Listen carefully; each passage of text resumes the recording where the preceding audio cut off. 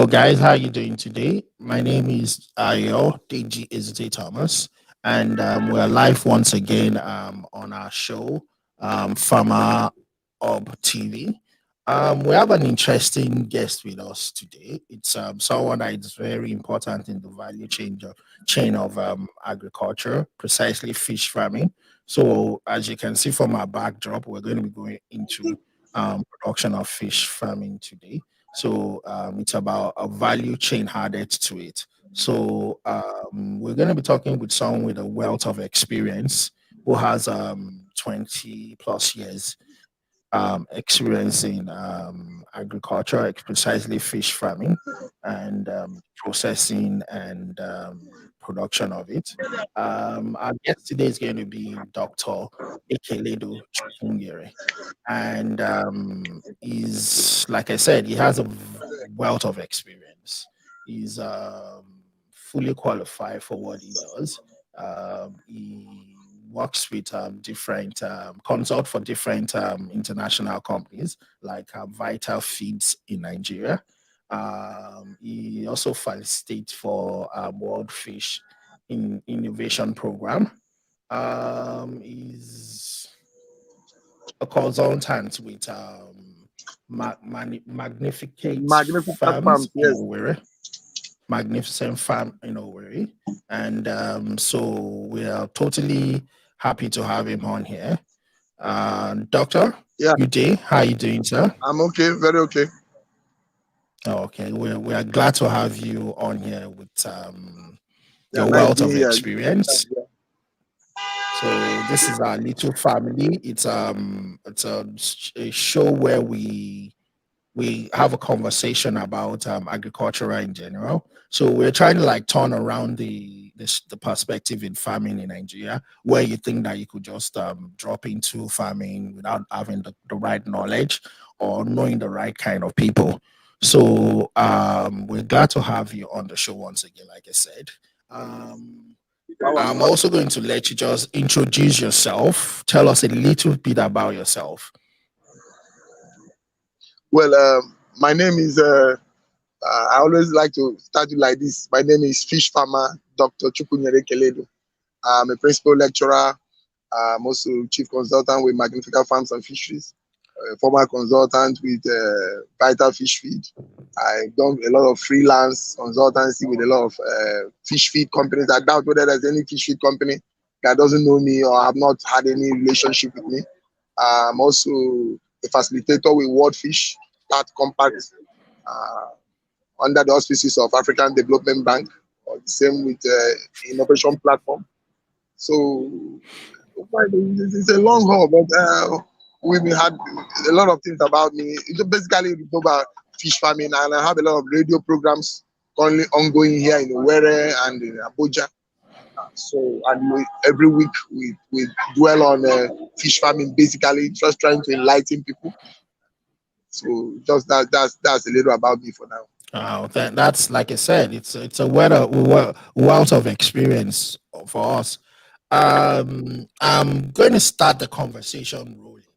Um, I'm not going to be picking out my questions or my comments in a certain way, so I might just go up, down. My first what's been really bothering me about fish farming is that what are the challenges you're going to face if you want to get into fish farming? Like, what challenges do we have back home there in Nigeria as a fish farmer? Um, it depends on who is consulting for me, for you, basically. One of the biggest problems we have is well, I hope I don't get somebody annoyed. It's just a question of telling the investor what he wants to hear without really telling him the truth. You know, most people, most of the professionals try to balance saying the truth and trying to get the job. Most of them try to balance saying the truth, because if you really say the truth as it is, most people won't invest. But if you lie, which is not professional, most don't like to lie. You will see yourself in 6 months not able to attain that you have, projected. So it's in the middle. That's one problem they have. Another problem is the over anxiousness, over zealousness of the investors, because that's what brings a lot Yeah. of professionals. They want to impress. They want to impress with numbers. They want to impress with numbers. They don't. So it's not that they're trying to lie in code, but they just have to doctor or pad the story just to get the investor to invest. Because we all have a passion that we want more investors in the industry. But then at the end of the time, you need to pad one or two things to get this thing. Then another key thing, and I think a lot of professionals are getting it wrong. They are always saying that there is no market for fish, and I've been telling them I refuse to agree. They have sold that idea that when you produce fish, you can't sell. I refuse to accept. I think fish is one of the easiest things to sell. It's just that you need to develop your market yourself. You don't have to rely on somebody's market. So that's it. And you see them, people come and complain. The fish producers will say feed producers are increasing price without resulting to them. It's not true. I'm a feed seller, and I know that before any feed company increases price, they have selected distributors they relate with, who tell them what is going on before they do increase, and they do it in relationship with what's going on in other feeds. So if a fish farmer wants to sell feed or he wants to increase price, I've always been of the opinion that he has to relate with his buyers. With If his your bias, yeah. buyers are not with you, then you're going to sell and some other person is going to sell lower than you. Hmm. And that's good. That's good. That's a nice way to start it. Everything. I'm going to say, okay, I'm new to fish farming. I don't know anything about fish farming, and I've heard that, oh, you could become a millionaire by starting off fish farming, or you could actually start a business. Don't let me say become a millionaire, because I know that's the general norm back home. They sell it in such a way that they make it seem as if without effort you can get into it, invest so amount of millions in there, and you make money out of it. But I know it's much more than that. So as a new investor that wants to invest into fish farming, how are you going to Hello? start with me? I come to you now, doctor. I want to start my own fish farm. How do you tell someone like me that is new, that has a little bit of money saved up, compared to someone that has millions of naira to waste? Someone that is, young guy, a little bit money saved up, and want to start fish farming. How do I go about it the right way? How do I start it the right way? Well, this is what I always tell my investors, especially those of them that come in from outside or those that want to start. I always ask them, how much do you want to invest? How much do you desire to invest? Because one, if I know how much you want to invest, I will tell you what that money can do for you. I can give you a realistic idea of what that money can do for you. Let's take, for example, now you want to do melange, as down in the east here we call it smokable sizes. I'll be able to tell you this is what it will get for you. This is what it will do for you. This is what it will return for you over a certain period of time. Mm. So you tell the person, and then you tell the person this is what it will do for you if you do grow out. This is how we are going to sell it. This is what you get if you are doing processing. If you want to take it through the value chain processing, this is what you get if you try to sell it fresh. You list everything out and let the person now decide on what to do. You will show the person the profit margin, loss margin, the plus minus, everything of each of these. That's what most of our professionals do not tell the investors. When the investor has this picture, he will now decide which area of it that he wants to invest. Because some areas like the smokable size melange will return your money back quickly for you. It will return the money back for you. Or maybe the profit will not be as large as if you are doing grow out. So if the person has a short money for a short period of time, maybe money he borrowed or money to took for a loan, then I think I would suggest the person should do melange. But if the person is using his own money, he's going for the long haul, then he can go into grow out. But then also we have to find out, does he have the market? Does the controller have the market? Does he have the market? Because whatever you are doing for the investor, you must also be able to link him with the market. You must be able to teach him how to link to the market, because that's the final thing. If you finish investing and he cannot sell, every other thing you have done is rubbish. Just that's one of the things we do in innovation platform for World Bank. You see, we say if you finish teaching the person, guiding the person from beginning to the end, and he cannot sell the fish, then every consultancy you have done for the person is trash. That's just the way we are. That's the way I see it, and that's the international norm now.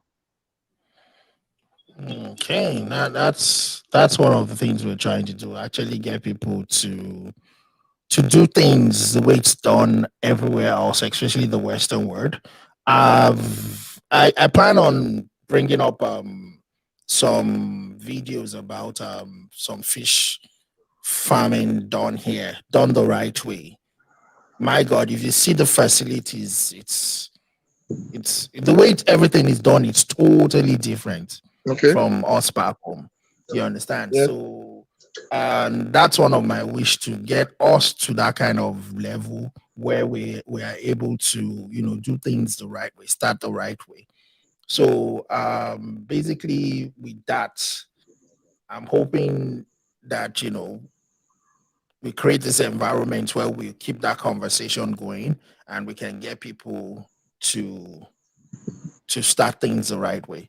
So my doctor, Yeah. um my next question is going to be, we've just talked about me starting. You tell me, I'll tell you how much I have to start with. Yes. So what would be my first step? How do I go? Do you advise me to start with what type of ponds do you advise someone need to start with?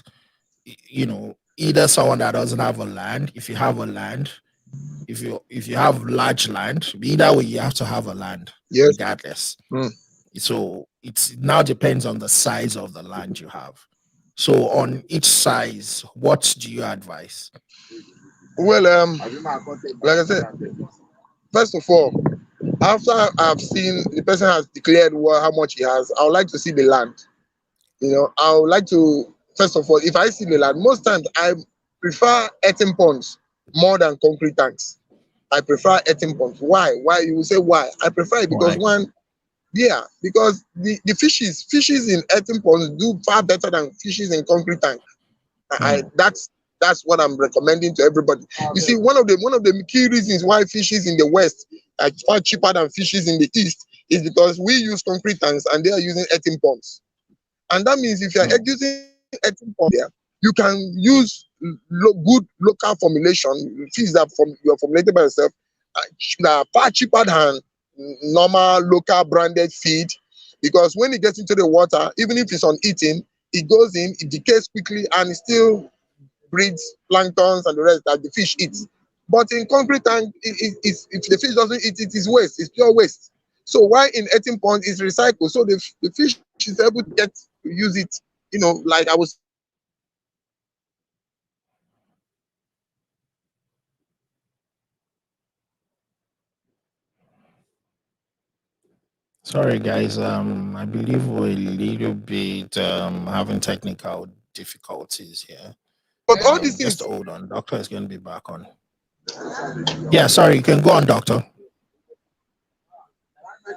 So it's important when we see the atmosphere, the land, we check what the person has, the soil, whether the soil can hold the water. If we find whether the soil can hold the water, then we now check what the person has. What's capacity? How much does he have? Some people might say, no, I don't, I want to use the land in future for something. Let me just do concrete for now. Some people might say, no, I want to use concrete tank. I want to use tarpaulin. I want to use it. So by the time we think plus minus, because yes, some people want to invest, but some people also want to play safe.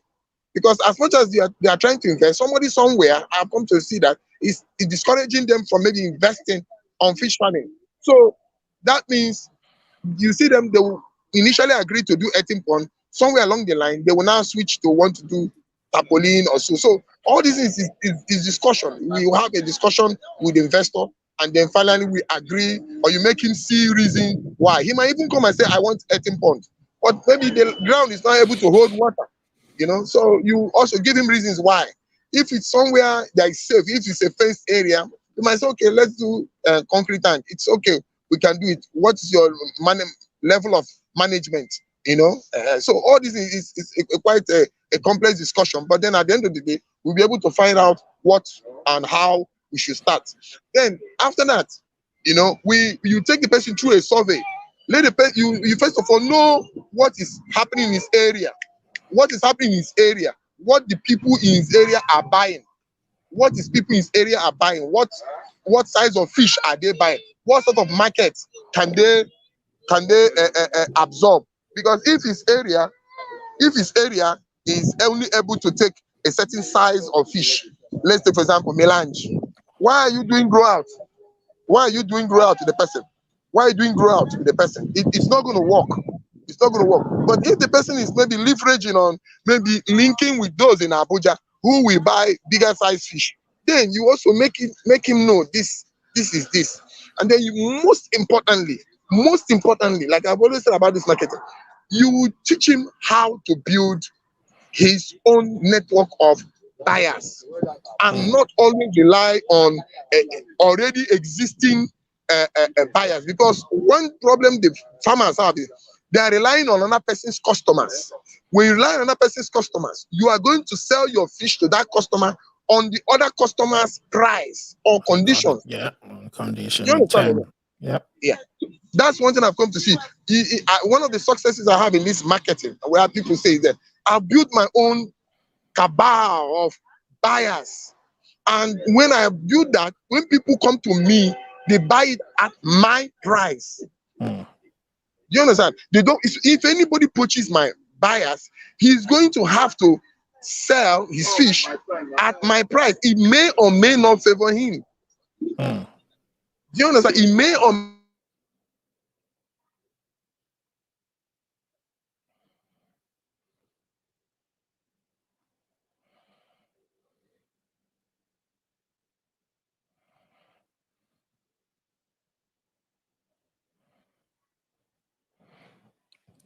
All right, guys.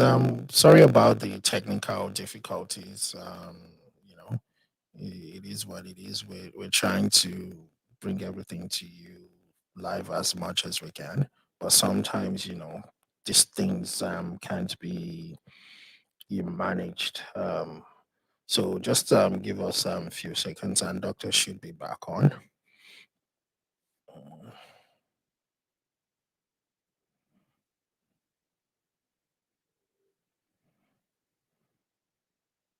Yeah, we just lost Doctor there.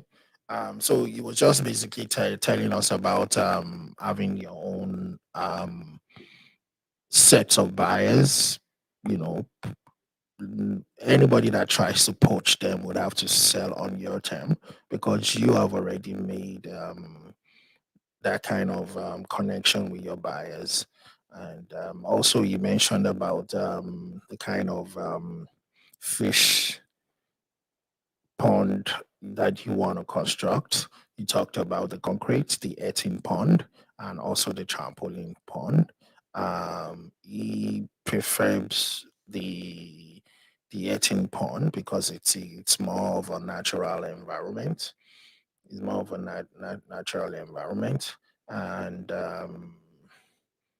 he's not doing away with the earthen pond or the trampoline pond as well. He's just trying to say that he would prefer having that done, which is the earthen pond. We're going to try and get him back live now, and just give us a few minutes, please.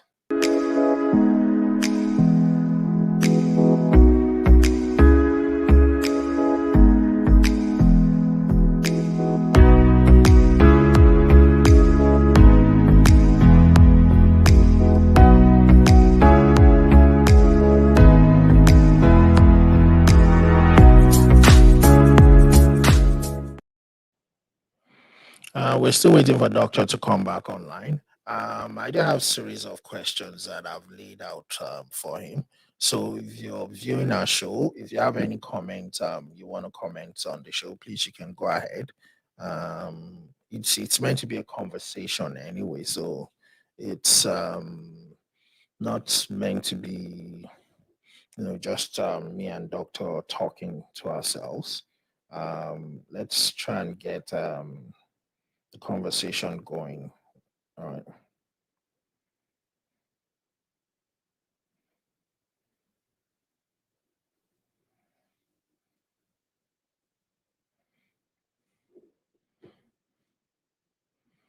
So one of the questions I have here on here for Doctor that I was hoping that you would be able to answer about fish farming is that about how do you the techniques we can have on there. So like how do you go about collection of your brood stock? How do you go about spawning? How do you go about fertilization? How do you go about different aspects of farming of fish pond? So we've still not been able to get him back online. So, like I said, this is meant to be a conversation, and I'm going to try as much as possible to see if I can get him back online. Please just give me a few minutes and I'll be back to you guys.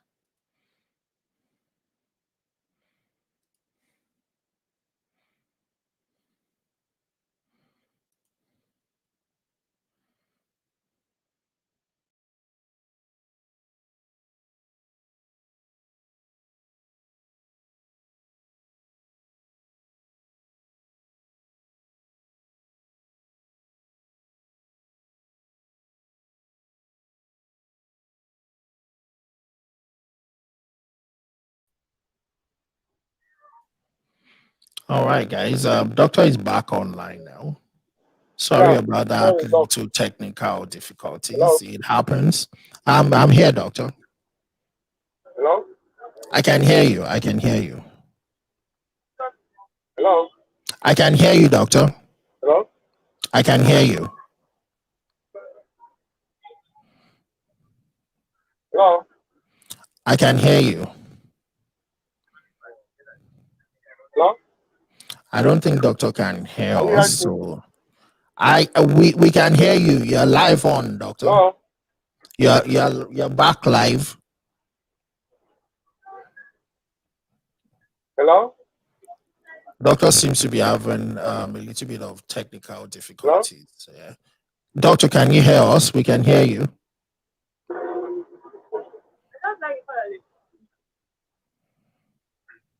Hello? We can hear you.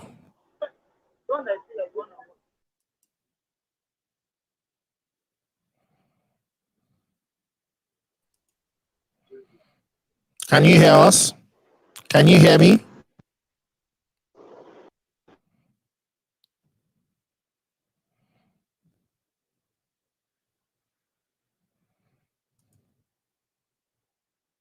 Like I said, Doctor seems to still be having a little bit of technical difficulty on his side. So we're going to be waiting for him to come back online because this is a very interesting conversation that we have going. We're trying to get things done the right way. And like I said, let's just be a little bit patient with us because you know how it is. It's it's something that is beyond us. So just let's give it a few minutes, and I'm very sure doctor should be able to sort that out. All right.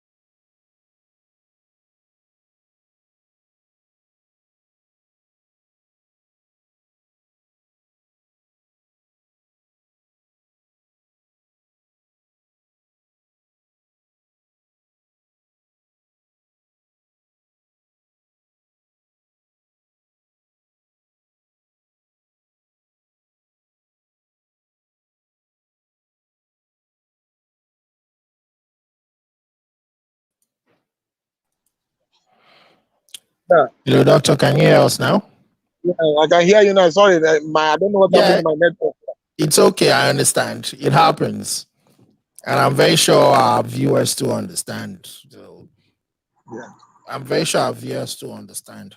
yeah, I know All they right. do. Thank you for staying on and still trying to come back on. So as we were, let's just continue with what we are talking about. Yes.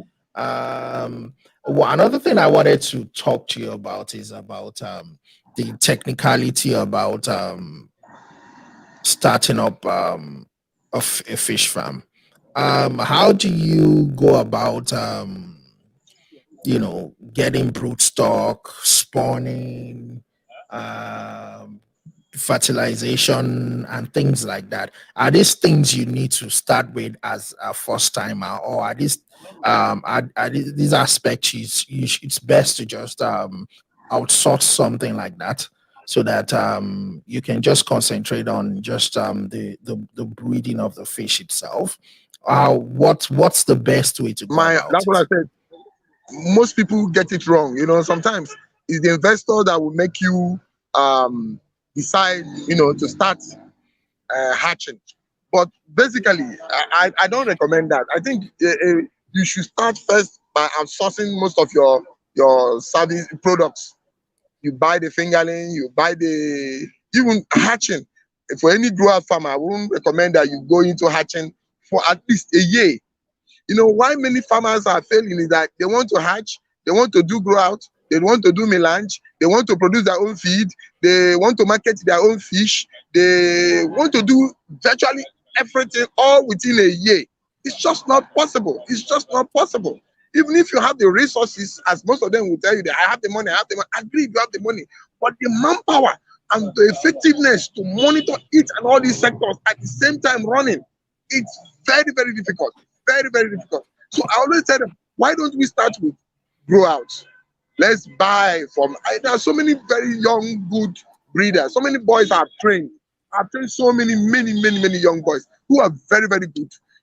So any one of them, you buy fingerlings from them, you stock. I can vouch for any one of them. I will tell you that the fish will do well. I don't have to look to to Jupiter to know the fish will do well. We stock, we buy feed, and depending on capacity, I have link with virtually all the feed companies in Nigeria. We buy out in wholesale from them. Use my Magnificat as your feed. And you buy it at the cheapest possible rate. You even get a discount, a rebate on it. That's what I've also told farmers, that if they join together and buy feed through any of the distributors, they will buy it at far cheaper price. And if they are consistent in what they are buying, and they will find out that they will be getting a rebate of maybe say 60 naira, 100 naira per bag over a quarter. And by the time you calculate that, you find out that you are less, about 200 naira there, about something like that per bag, which is a lot of money. But when you talk to farmers, I don't know, they don't just seem to synergize. They don't understand the word synergizing, collaboration in this kind of thing. So when you take a farmer through that, let him outsource his feed. Let him not even go to producing his own feed. Because when you try to produce your own feed, you find out that the issue of quality of the materials comes in. Most of the materials you see around are fake with respect to those suppliers. They are fake. Mm. And you wouldn't know till after the period you find out that the fish is not doing well. You know, so and then that means you have to have a lab to check quality, and that's paying more people, and then your overhead comes in, and at the end of the day, you're producing fish, and it's far more expensive than what's in the market. So that's just it for now. Okay. So one of the best thing would be to, as a new farmer, is to do grow out. So Yes, I believe the grow out term basically means you buying the fingerlings and just yes, breeding the them juvenile. to sell. Yes, Juveniles. yes. Okay. So okay, I said fingerlings, you say juvenile. What's the difference? How do you know the difference between all this? I believe there's what we call fry as well. Yes, don't even go that side. Okay. Fingerlings are basically 4 or 5 cm.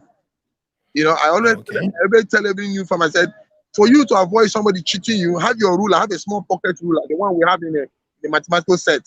Have it. Okay. Anytime somebody gives you a fish, you take it 4 or 5 cm is fingerling, standard fingerling. But then that's not what a new farmer will start with. What he should start with should be juveniles. 8, Mm. 9 cm. 8, 9 cm, which is about Okay. 25 naira, 30 naira, 40, depending on the location within Nigeria you're buying it from. And then you have your ruler, you measure, you just randomly take the fish, measure, it should be about 8, 9 cm. Why do we take the juveniles? Why do we recommend it? Because it will be able to tolerate, all the mistakes of overfeeding, not change of water, pollution of the water, manhandling, and so many other management factors or errors that the farmer will cause on the fish. And the fish will be able to tolerate it. But if it's for fingerlings Mhm. that keep like that, it's only for very experienced farmers. Even the very experienced farmers still cannot manage fingerlings. Hmm. Yes. So that's something. So management. I remember you just mentioned management now, so we might as well just touch base on it. How is for a new farmer? Is it something you can manage yourself, or do I actually have to get a farm manager? You see, there's a farm I work for, I consult for in Kaduna. I always get to Kaduna once every 2 months. Now, he has everything. He has all the stuff. He has the stuff. He has the breeders. He has the processors. He has everything. But if he got me involved as his consultant, so that I will be like an oversight. He has a manager. He's the farm manager. But I come in once in every 2 months and spend 3, 4, 5 days with them, and then see what they are doing and correct their errors.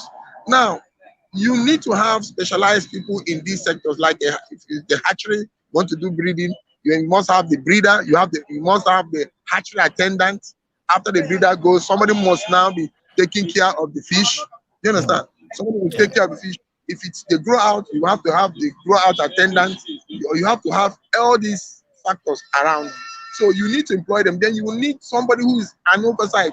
One thing, like if you don't have a consultant having a consultant helps you. One thing, he has an integrity. He wouldn't just connive or just do anything. He is out to make sure that you get success. But Yeah. if you just get all these attendants and so on, tell them they are the manager, their aim is give us 100 bags to feed the fish. They will use 20 and feed the fish, take the rest, pocket the money. If you're not happy, you sack them. They have made their money, they walk away, they go to the next farm, and that's how They go it to the continues. next farmer. Yeah. Yeah, so that's just it.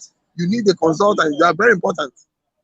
Okay, so that's something. So a consultant is very important to keep Very, an very. eye and oversee everything for you. That's good. How do you manage diseases? How do you disease management? How do you go about it?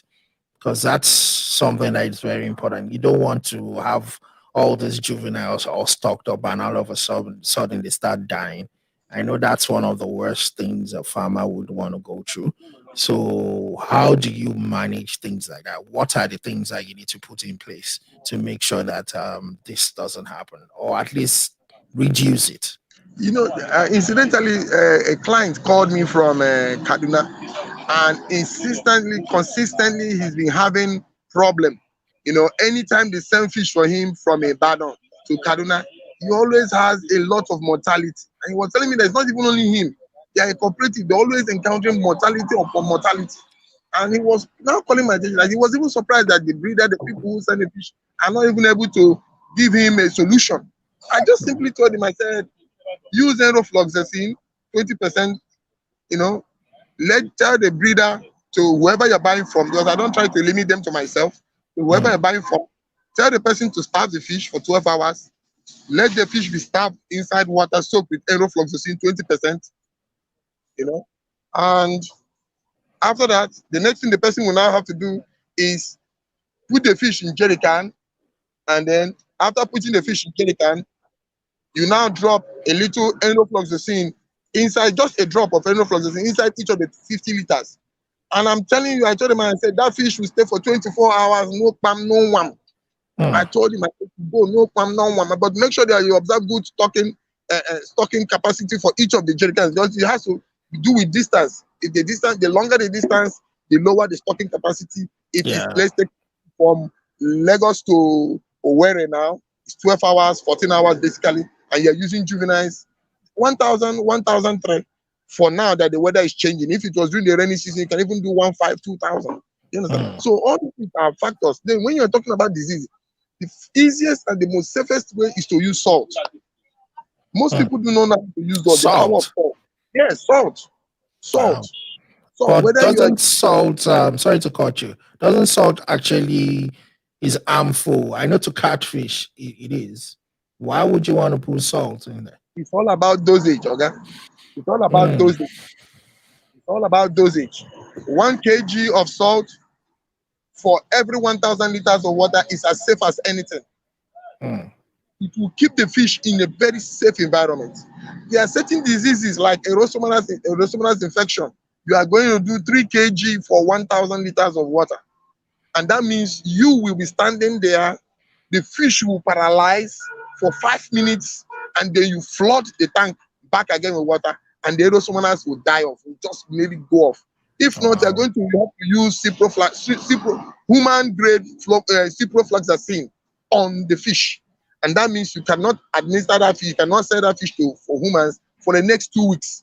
And this is money we're talking about. So when you're talking about money and bio safety for the consumers, best use salt. Salt is far more safer, more efficient, far more environment friendly than any other thing you're talking about. So I think I for one, I always used to tell people, I said, I have had more losses in with fish diseases than any human being that I can remember, I can test. And so I've used all sorts of drugs, all sorts of combinations that I don't, even when people come out and say, oh, this fish, let's go for lab test. I say, I don't need lab test. Just do this, it will go out. And they do it and it works. I said, look, that money you're going to use for lab, give it to me and then take this drug. But the problem is, I owe a lot to animal care because they took us to a lecture, one Dotun, and that guy was good. This is not so difficult. It's just a question of a mindset. It's just a question of how you approach it. Are you able to see it and identify the problem instantly? If you can identify it, you don't need to go to any lab. So diseases are the trick of the industry. Most people will not teach you diseases. That's the most tricky part of the industry. They won't teach you that area because it's one area every consultant will want to use to say are passing. So, but nonetheless, very easy. There's no big deal about diseases. Oh, okay. That's that's wealth of experience. Salt. Oh, who would have thought that what would harm you would also help you out? So fish farming generally, when we talk about fish farming back home, we mostly talk about catfish. Yeah. What other aspect of fish farming, like what other stock can we do? What do you call it, prawns? What there must be other, because over here I actually see catfish. I see more of I'm trying to remember the name of the breed. Tilapia. Yeah. So why not tilapia back home? Why is it so? Is it that it's more expensive or what? What's going on? Well, incidentally, a member of Tadan Tilapia Association of Nigeria. Our national president is Remy Ahmed, who incidentally did his youth service in our farm. He was one of the first. He was the first youth copper, 1987 in our farm. Then I was quite very young then, and he's the president of Tilapia farmers in Nigeria here, and he's done exceptionally very well. There are a lot of tilapia farms. I have one in my farm. There I have about 2 ponds dedicated to tilapia. In my house, I also have tilapia there. Then we have a lot of farmers here in OWERRI and beyond who are doing tilapia. You see, tilapia is the fish of the future. I'm sorry, I know catfish farmers are going to want to be annoyed with me, but I have to say the truth. Is the fish of the future. People are sort of tired, in quote, of catfish. I know a lot of people are going to get annoyed by saying that, but I'm in the field. I know the market dynamics. If tilapia becomes available, half available, or a quarter available as catfish, catfish is going to really have a tough time because a lot of people they are tired in quotes of catfish, and they will prefer or they would like to have or deviate to tilapia, and that's why you see the emergence of croaker. A lot of people eat croaker. Croaker is about 2,000, 2,002 a kg. Mm. The fact it's imported, it's nowhere in the market. If you bring it in, people rush croaker before they even go after catfish, which is cheaper. So you see that people have interest in that fish, and a lot of people are investing in tilapia. But the only problem we have in tilapia is the getting sizable tilapia. Most of the tilapias we have here are basically about 300-400 grams. Now, when somebody is eating catfish of 2 kg, like in the East here, and you're not giving tilapia of 400 grams, Yeah, he will see that's a huge it would, difference. there's a huge difference. He wouldn't understand what they are doing. He feels you are giving him a baby fish.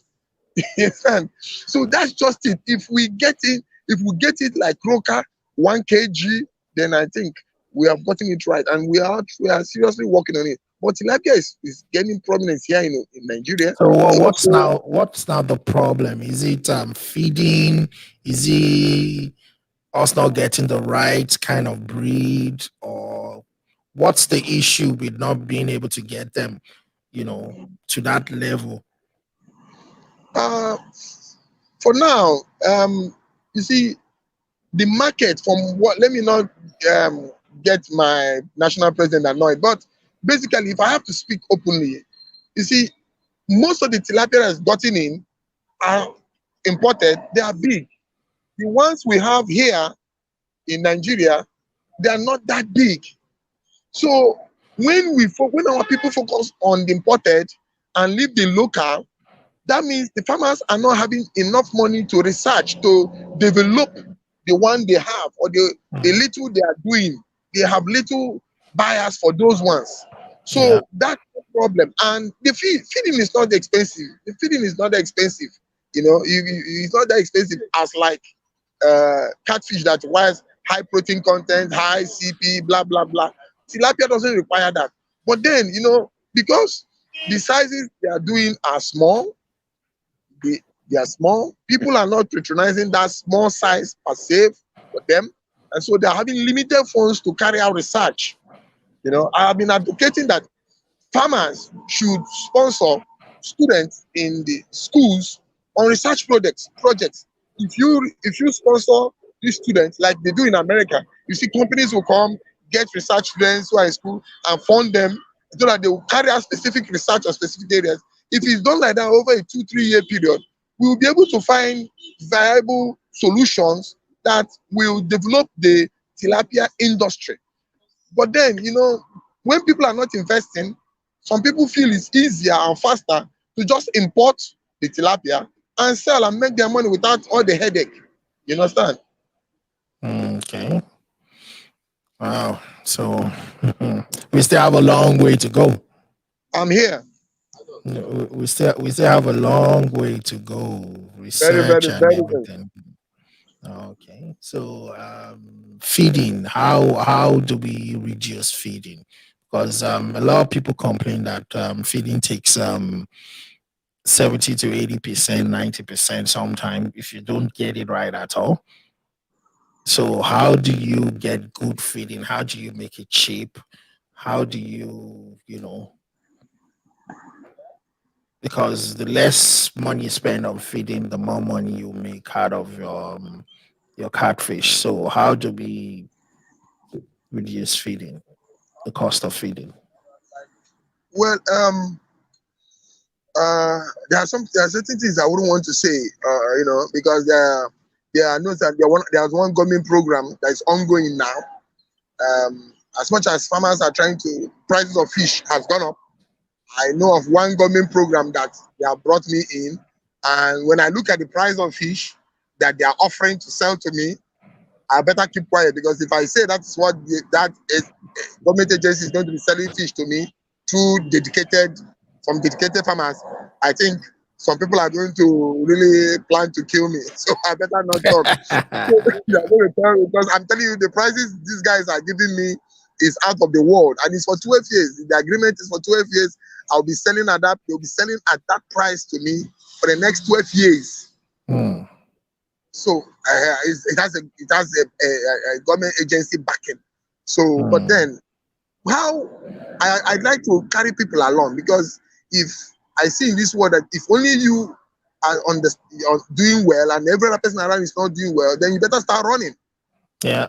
You better start running, because your life is not as safe. Again, you won't be happy. You can't come out in your house and see down faces, people grumbling and grumbling. I have a conscience, That's why I want things right. I have told farmers, it's very simple. If the farmers have feed formulation, take for example, we have Kafan, and Kafan says this is our feed formulation. This company, which of these big companies, Vital, Blue Crown, Top, all these, which one of you can produce this formulation for us at this price? I am telling you, because of the volume involved, one of those companies will be able to produce that feed at that price for you. That it only needs your nutritionist and their nutritionist to sit down and tinker. After all these companies, let's take for example, Top Feed now. Top has Top, their quality feed, they have the other one, Omega. Are you saying they cannot have something lower than Omega? Is it not money they are doing? If Kafan or Faison or any of these fish farm associations mobilize their members and the company sees that the viability of producing that feed is there, why wouldn't they produce it? Why wouldn't they produce it? They will produce it. They are there to make money. They will produce it. If each state is running for them two trailers every week, why wouldn't they not produce it? They will produce it for you. It will not be specially made for you. And you will pay at that price based on the formulation you have given to them. They will do it for you. So when people say price of feed is high, I understand also with the company, because I've related, I've been a consultant with Vitalfeed, and I've seen the statistics, and I know it's not easy for them. I'm not holding brief for Vital. I know it's not easy for them. I also have a good relationship with many of these companies, Copens, Biomass, Ziegler, the rest of them. Take for example, Copens. Copens is not finding it easy. Importation, they are not happy the price of feed is going up, but it's just unavoidable because of the dollar exchange, their problem, all the things that the wharf and the rest. So they are not happy because one, even as the feed is going up, they are not making more sales. So they are not making more sales, so they are not happy. They are not happy. Even when price of fish, I sell fish, the higher the price of fish, the lower the quantity that is bought. So nobody is happy with the price. But if farmers can come together and decide this is our joint formulation, which company will produce this for us? And you will tell the company, if you produce this for us, we'll be able to buy off, say, 2 million bags in a month, in a year.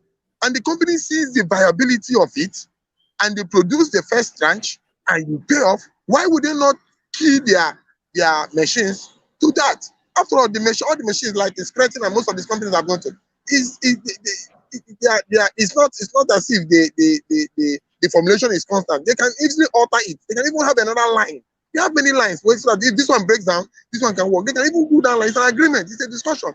It's a way to make money. They will be willing to make money. They'll produce it and typically be for your own farmers. Yeah. Well, and then you will now be able to have the feed at a price you desire, that you believe that can help you be competitive in the market. And that's one secret that mega farms in Nigeria are doing. I don't want to mention the names of the farms. Some of them that's what they're doing. They tinker with their formulation, they give it to the companies, they give it to big feed millers who will produce a certain quantity of feed for them. Like somebody in Ijebo, I know one big farm in Ijebo, he has over about 2 million. The other one is at Ekiti State. He has over 3 million fishes. He would tell them, this is the formulation I want, and I want it at this price. And they will produce it for you. Everybody there to do it. Do you understand my point? So if one mega farm can do it, one mega farm in Ekiti that buys feed of 150 million every month. Every month, 150 million. That's what of feed they buy a month. So are you telling me that that farm cannot change the decision of any company in terms of what they want? They can change it. But that is one farm. Now imagine Kafan that is 100 times bigger than that farm, even in that state. So, you know, it's a question of they knowing, understanding the powers they have and using it reconciliatory with the company. And they will get their different. When I was a consultant with UAC, with Vital, I gave them a lot of offers, but many of them didn't see those offers. The company was willing, said, okay, if you people can do this, get us this volume, we can do this for you, we can do this for you. But many of them, you know, the problem sometimes a lot of ego is going on in most of these associations, who everybody is wondering who will take the glory. For me, I throw you the idea, if you take the glory, fine. If you don't take the glory, it's fine. I'm not interested to take the glory. I'm interested in being happy that people are producing fish again. That's the joy I have. I don't care who takes it. Anybody can take the glory, you know. So that's one way that farmers can bring down their price. That's one. Two, you know, price of fish is high. Price of feed is astronomical. A lot of farmers, I'm sorry to say this, they are overstocking. You should know what is your capacity and produce within your capacity. You can't just wake up one day and be stocking and waiting and now be relying on, oh, government do this, government is not going to do anything for you. You need to think out of the box.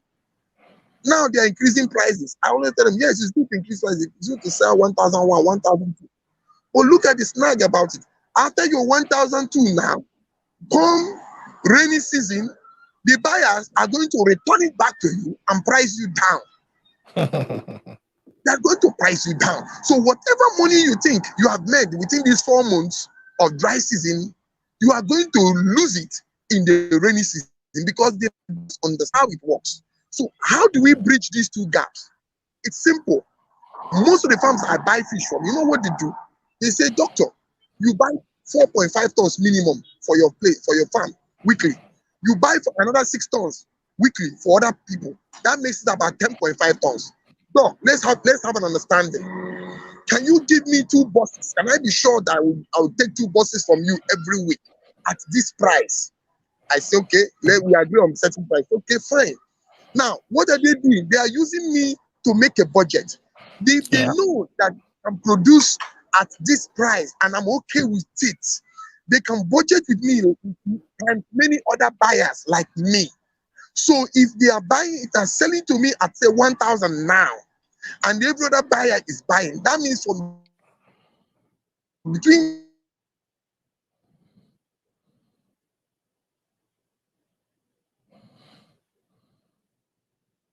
now and this heaven light, let it come down and goes up. They have dedicated buyer who is going to remove the fish because it's risky. After producing the fish, you now start suffering to how to sell it. It's safer after risking your money to produce the fish. The market is already waiting for the fish to take it away. That means you get back your money. Roll it over times. How many buses you have sold that week, and then you see you're on a very good turnover. So that's that. All right. Well, that's something. So I hope you guys are, really getting everything, writing it down as much as you can, because this is a lot of information that I've never, thought of. Doctor, you've been so kind in, giving us all this information. I have someone on here that says he needs you at this farm. He's thinking about expanding. So is it possible you give us your contact on here so I can have it on screen for him to get in touch with you? Yeah, you can give him you have my contact, so you can give it to him, sir. Okay. Yeah. Can you please just say it out on screen as well? Okay. My number is 070 31 32 9422. I'll take it again. 070 31329422. So Ben Smith, I hope you have that number. I'm also going to have it on screen on here. You can contact Doctor on there, and you should be able to get you all the information you need. Yeah, that's Doctor's contact on there. So I'm very sure he's going to be willing to help you out and consult with you as much as possible. So the other thing I've been thinking about is everything you've talked about is it's good, but for a small person in the value chain that wants to start, I can't, with the little funds I have, I can't go to Vitalfeed, for instance, to tell them this is what I want as of feed, and I want you to produce it for me, because I don't even have that kind of money to offer them, or I can't order that quantity from them. How do a small person, the little farmer down there, how do you reduce your cost in feeding? I have someone on here that was saying that you should cheaper quality feed, which I'm very sure that's a very bad idea, but that's probably what a lot of people will do. They will go cheaper quality, but what do you advise someone that, the little farmer, how do you reduce on the cost of feed so that you can grow to become that big farmer as well? Initially when we started this, I told you, whenever you want to invest, I always like to have a discussion with the farmer. Yes. When you have that that's discussion, true.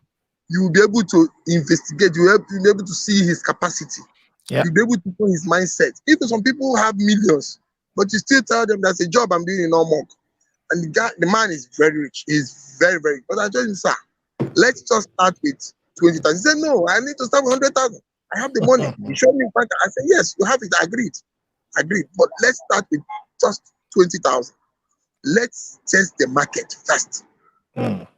Let's test the market. I'm not always. Some people say, okay, let us start with 20 million. No, I'm not that kind of person. Let's start with 20 so that he will learn in 6 months. If he learns with 20,000 plus minus, he'll be able to now duplicate to 50 down to 100 and on and on. Yes. Now, a small farm, you see, the issue we have with small farmers is a mindset thing. Here in Nigeria, small farmers, with respect to them, like high prices. Big farmers do not like high prices. Yeah. If big farmers like high prices, they will sell. Buyers will not leave the small farmer close to them and start going to the big farm to buy fish. It's not possible. And most of those big farms are working with loans. So they have a tenure period. They need to get that fish recycled over a certain number of times in a year. Now, how does the small farmer benefit? It's very simple. You see, if you know your capacity, let me use myself as I'm a small farmer. As far as I'm concerned, I'm a very small farmer. And I have come to see that if I sell my fish direct to the market, the maximum I can sell in a day is maybe 250 kg. It's quite high. But then the secret to doing 250 even a day is publicity. Most farmers do not even know how to publicize themselves.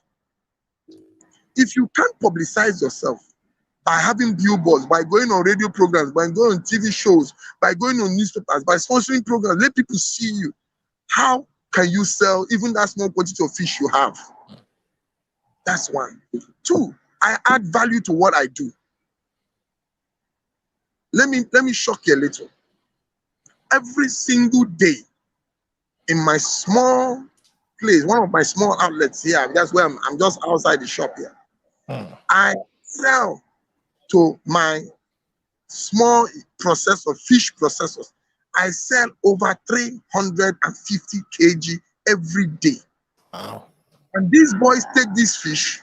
So 350 plus 250 I do is about 600 kg every day. And 350 goes for processing. Like if I give you a snapshot on the table now, we're on the table now. I don't know whether you're seeing what is going on. Okay, you're Uh, seeing it now. I will And say. you're seeing what's going on. Oh Huh? yeah. Yeah, Yep. you're seeing it now. You can see the customers here, you Yep. can see everybody now. Just wanna Yes. we just this on the road, one of my roadside shops. You can see them. You just can see everything's going on. Now, Mhm. on this table now, my table I tell you is the smallest. I have young boys who are doing as much as 150 kg, 100 kg on daily basis. Wow. And let me shock you again. If you process this is about we here now we did about 30, 40 kg, 30, 40 kg barbecue. That's just between say 2 o'clock in the afternoon. We are Yeah. going to, and the fish is almost finished. This is about 40 kg, 50 kg. That's almost finished. Huh? That's almost finished now. And by the time you finish selling this fish, there's just no way. Let heaven come down. You will not go with the extra 15,000 Hmm. after extra every day. And I say I'm the smallest. Down the road there, I have another young man there. He's doing 120 kg every day. Hmm. Now, 120 kg, he goes home with all modesty to God. He goes home with at least 40 to 50,000 profit, net Wow. profit every day. Now, you are asking me, how does a small farmer make it? That's how a small farmer should make it. I don't know how many even big farms offload the quantity of fish I offload on daily basis. So a small farm should take through the value chain, the processing point. Hmm.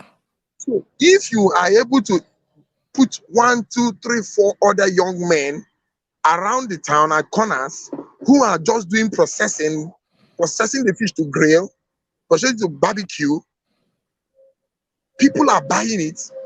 You are not only getting money for the fish, the value of the fish, you are also getting far more because its process the value has increased. It's And the money increased. comes that same day, not tomorrow. It's not a credit thing like some people, those who are bought 250 now, most of them will pay by tomorrow morning. Okay. But this one is instantly the money gets to me. If I'm going by 10 or 9 now, I've gotten back all my money, I'm going home. Hmm. So these are things I have by creative way, by the grace of God, I've been able to see, key in. But you can't do that if you don't take a risk to advertise yourself. That's what farmers do not know how to do. And they try to save money. If you want to make money, you have to spend money. And that means you have to make adverts. I have about 7 billboards inside this town. I have 1 billboard or 2 billboards inside Omaha, Abia State. I have an outlet. Now, when people get to see you all the time, Oga, whatever you put, people will come and take those things from you. But the reason why even small people don't even get to sell their stuff is that nobody even knows they're doing anything. Hmm. They are only limited with few people, few buyers who will hold them to ransom.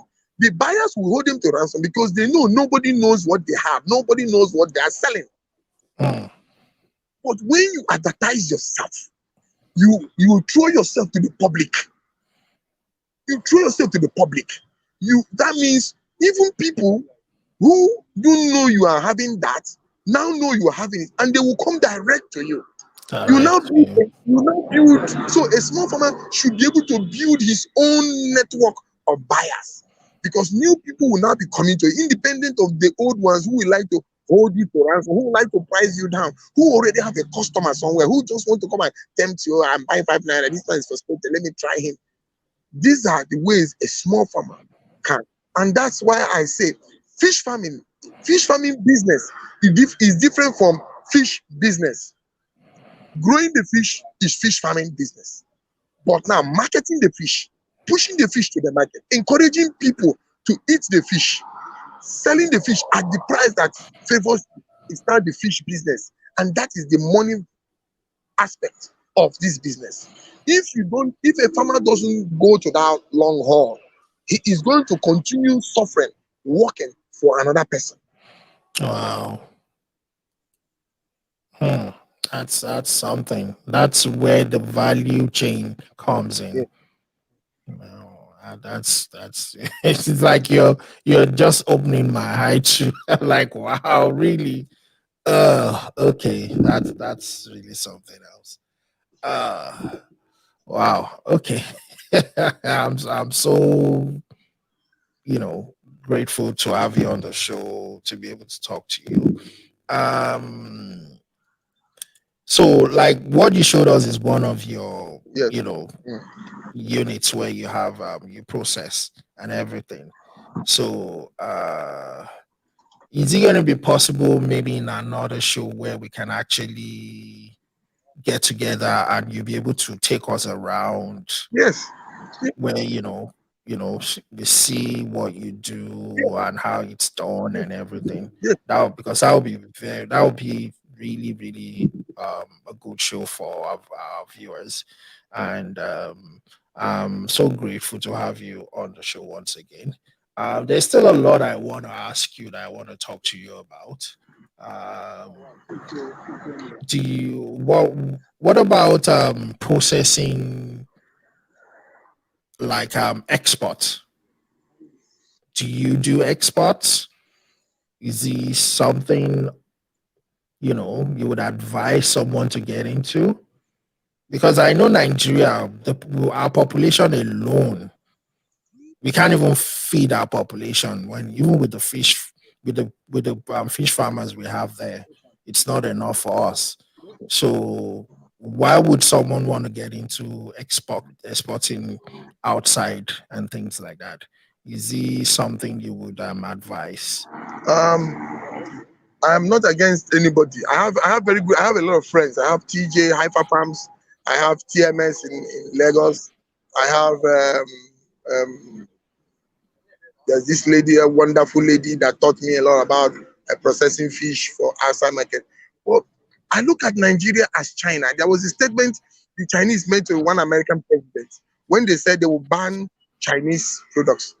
And they said we have enough people in this country Yeah, in China to sustain any industry yeah. without going to America. So for me, I've seen the documentation to take fish. I have friends who, if I want to process fish and send to Canada, anywhere in the world, they're there. I have friends. I have a lot of network, but I'm not interested. Why am I not interested? Why would I have to suffer myself to dry a fish to 220 kg, do all the network, package it, send it to the airport, then go through the process of documentation to send it to America or wherever. Then they will now pay me when they will pay me. When I can do more than that volume on daily basis here in Nigeria and get back Mm. my money that same day. That That is same just day. what I'm doing. Why do I have to go through that process? Yes, I know if my friends, I've seen the statistics, how much $11 so they sell in Britain and the rest of them. Agreed, fine, they are doing it. But what volume are they rolling out? What volume are they rolling out? If Yeah. this is what I'm doing here in Nigeria, and I open all, that's what I'm expecting to partner with one or two people. If I get more outlets, more people in the field, my dream is to be running 3-4 tons of fish, barbecue fish every day. And if I do 4 tons every day, there is nobody who is sending fish to any America, any London, who is going to be making far more than me. So there's money here. There's money in Nigeria. Nigeria is easy picking. It's just a question of synergies, a question of relationship, a question of collaboration. And sometimes there are certain services you just need to outsource. I love the word outsourcing. You don't have to do everything. So that's why some people want to do everything. They want to tell you, I'm doing everything so that people should see me. I'm a farmer. The government should see me. I'm a farmer. We are the real farmers. Those ones are the fake farmers. I said there is nothing like fake farmer, backyard farmer, kitchen farmer. The important thing is whatever you are doing, is it yielding good money to give you the lifestyle you are doing? You're If it's doing. not, then whether you are an active farmer, you are international farmer, you are backyard farmer, then you are just doing nothing. Mm. That's the way I see it. And that's just, and you can take that to anywhere. Mm. You're very right. The day we start understanding the power of population in Nigeria, the day we start on, knowing that we can do a lot of things, we can achieve a lot of things. China, the only reason why China is what it is today is population. Yes, yes. They can afford to do anything right there in China. They don't need to send anything out. They would buy it out themselves, which is also true with Nigeria. So we just need to understand that we can, because despite me being out not in Nigeria, I won't lie to you, most of my businesses and everything is based in Nigeria, because I understand that population thing, that it helps a lot, it drives a lot of you know revenue if you can manage it very well, if you can synergize it very well, like you said. And it really does help. I have someone here, Ben Smith, who says, "Thank you very much, sir. I I've just opened my eyes. Probably you have just opened my eyes. You have ignited the dreams of many years. I'm ready for 2021. I'm grateful." So, it's inspiring talking to you, and you seeing someone like you do it and doing it so well. It's a lot of experience, a lot of mistakes as well that you've learned from, and that's brought you to where you are. And we're grateful for you sharing a little bit, because I believe what you've just shared with us is just very tiny out of the experiences that you have, out of the knowledge that you have. Is like I said, there's a lot I still want to talk about, but also I would want us to leave it till when you're actually taking out us the next time we talk. You and I talk, and we get you to take us around your outfit, Okay. because it will make a lot of sense just talking to you that way. Okay. We want to see what you're doing live and direct. Very grateful once again. Is there anything you want to say out to us, your viewers, your fan? Because I'm already a fan of yours. Is there anything you would want to share with us for us to take home, so that we look, then you and I would, after the show, you and I will still talk. Okay. We'll get to, figure out how we'll get to do things together again.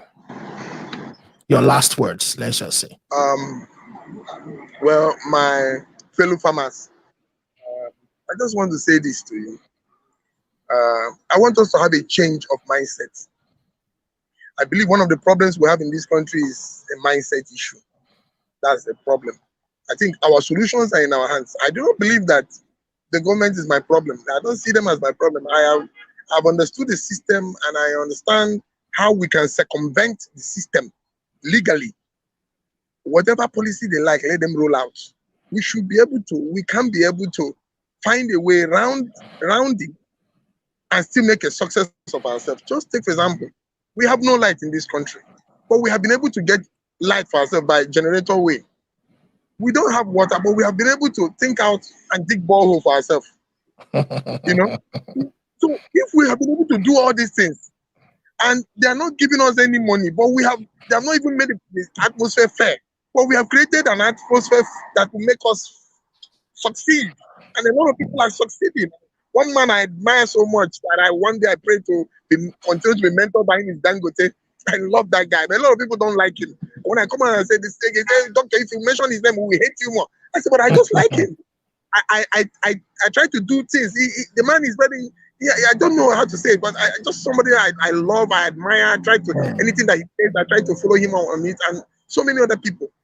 But I have come to see that if a farmer can advertise himself well, if you can advertise yourself well, very well, and people can identify you easily and the services or products that you deal on, it's now easy for them to buy anything you give them. Most farmers are not able to offload or do whatever they want because nobody knows they're doing it. And they don't understand the power of media. It's expensive, 35,000 to roll out one billboard on the street. But I'm telling you the truth. What one billboard will do for you on there for the next 6 months, you will be shocked to your bone marrow what that one billboard is doing. It may look so innocent, doing nothing. So I understand the power of adverts, the power of publicity, the power of the media. I understand the power. And anybody, any farmer that doesn't understand it and use it is going to be having products and you'll be saying nobody wants to buy it. I refuse to agree. There are people that want your product. The point is they do not know where you are. So farmers should start keying themselves to make themselves accessible to the buyers and also start thinking like businessmen. When you think like a businessman, everything is not all about profit, profit, profit. Sometimes it's about you lose some here to gain this side, to lose some here to gain this side. And at the end of the day, you are doing good business and making sure that you are sustained. And another final note, there are a lot of secrets that the successful farmers are not telling the young ones. And it's just simply the fact that the young ones, they are afraid that the young ones will get the knowledge and attack them on it, which is the way yes, which in quotes, yes, you see a lot of young boys. I'm a lecturer. I've taught a lot of young boys. You see some of them when they graduate, when they are doing well and start seeing money coming in, they want to start rubbing shoulder with you. I don't know why that mentality, but then it's there. So many people who can't handle such would rather keep the information to themselves. For me, regardless of that, I like to share information. I like to share information. If you rub shoulder with me, no problem. I like to share information because it gives me joy to see another person succeed rather than for other person to fail. The number of times I have failed. If I tell you the number of times I've failed and lost money. If some people pass through those, some people will just go and hang themselves. And I wouldn't want that. Yes. So that's just all I have. We will come again. All right. Thank you so much, Doctor. We're very grateful. Like I said, I'm a fan of yours already. I'm glad you're able to join us on the show. Like I'm just going to summarize everything. Doctor says, you know, farmers think like a businessman, not just farming. You know, learn how to synergize what you're doing all together. You know, information is the key. Try to advertise yourself. It's very important in everything you do because if you say you have something you want to sell and nobody knows what you want to sell, they don't know how would they buy from you.